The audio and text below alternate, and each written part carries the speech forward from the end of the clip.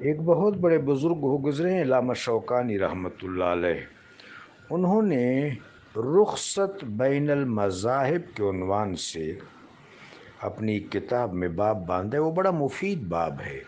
انہوں نے فرمایا ہے کہ یہ جو فقہی امور ہیں ان میں اگر کوئی مقلد، کوئی تابع، مجھ جیسے کا مسلمان اگر کسی فقیہ کی تابعداری اللہ کی رضا کے لیے کرتا ہے تو بالکل حق ہے، لیکن اگر خواہش نفس کے تحت کرتا ہے تو پھر درست نہیں ہے. مثلا وہ حنفی فقہ کے مطابق چلتا ہے اور وہ سمجھتا ہے کہ فلاں جگہ پر فقہ مالکیہ میں میرے لیے آسانی ہے، تو وہ خواہش نفس کے بنیاد پر اس کا وہ جزو اختیار کر لیتا ہے.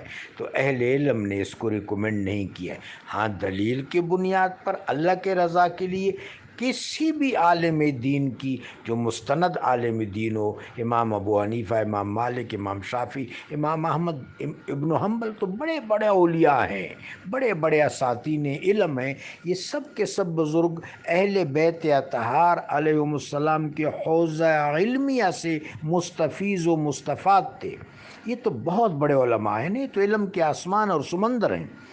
کوئی عام متدین عالم، جس طرح کا حدیث پاک میں آتا ہے، قال صلی اللہ علیہ وآلہ وبارک وسلم من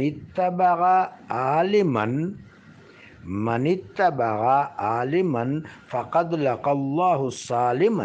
جو کسی عالم کی اتباع اللہ کے رضا کے پیش نظر کرے گا وہ اپنے رب کے ساتھ سلامتی سے ملے گا. تو اس انداز سے تو درست ہے.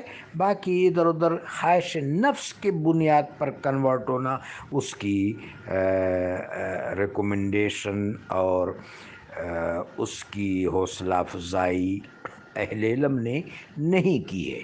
جزاکم اللہ.